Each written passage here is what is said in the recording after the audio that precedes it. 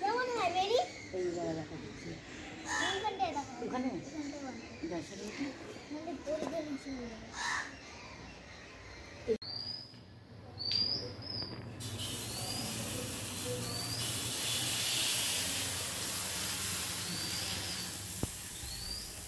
দাদা বেশি গাঢ় হয়ে গেলে আর করা যাবে না। আসুন তো দিয়ে রেডি করেছি দিয়ে এসে কত না, ফের। কৃষ্ণ, কেমন আছেন সবাই? বাঙালি ঘরকন্যা উইথ কৃষ্ণ সেবায় আপনাদের সকলকে স্বাগত জানাই। আমি রূপা। আজ পৌষ সংক্রান্তির দিন, আপনাদের অনেক অনেক শুভেচ্ছা। উপাসনাদের গরম জল দিয়ে স্নান করিয়ে রায় এখন ড্রেস পরাচ্ছে। এদিকে স্নান করা, চলুন রান্নাঘরে যাই। ভগবানের জন্য ভোগের অন্নটা বানানো হয়ে গেছে। অন্নটা বানিয়ে নিয়েছি অল্প করে, আগেই অল্প করে রান্না করে নিয়েছি। তারপরে এখন সব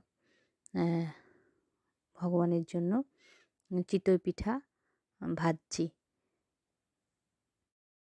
এই পিঠেগুলো ভাজতে অনেকটা সময় লাগে, মানে পট করে হয় না, ধৈর্য ধরে অনেকটা সময় ধরে ভাজতে হয়, অনেক টাইমও লাগে। আমি যদিও বা অল্প করে গুলিয়েছি, বেশি গুলালে পারে অনেকটা সময় লাগবে, তাই অল্প করেই কয়েকটা পিঠে ভেজে নিচ্ছি। একটা পিঠে ভেজে আগে ভগবানের জন্য উঠিয়ে নিব, তারপরে বাদবাকি পিঠেগুলো ভাজবো। বাদবাকি পিঠেগুলো ভেজে একটু দুধের মধ্যে দিব। তো আগে ভগবানের জন্য একটু দুটো পিঠে উঠিয়ে রাখি, ভগবানকে ভোগ নিবেদন করে দেব।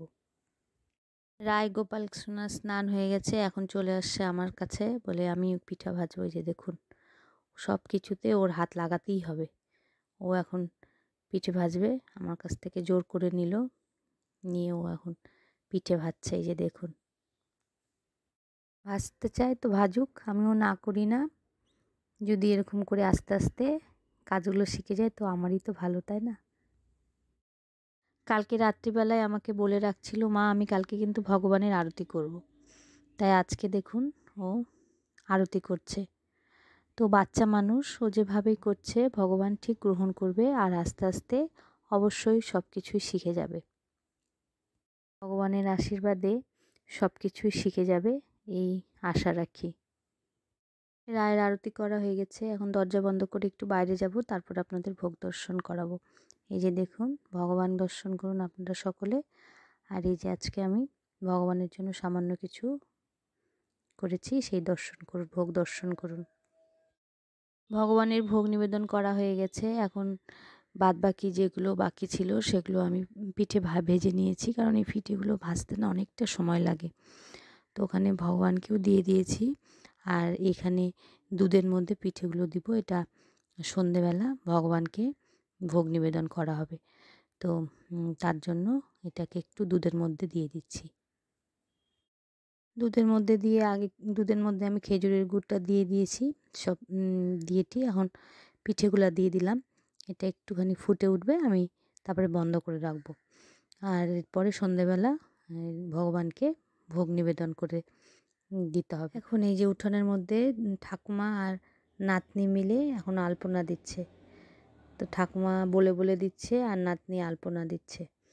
তো এই যে আলপনা দিচ্ছে, ওরা দিক। তো আজকের ভিডিওটা আমি এইটুকুই রাখলাম। আশা করি আমার ভিডিওটা আপনাদের ভালো লাগবে।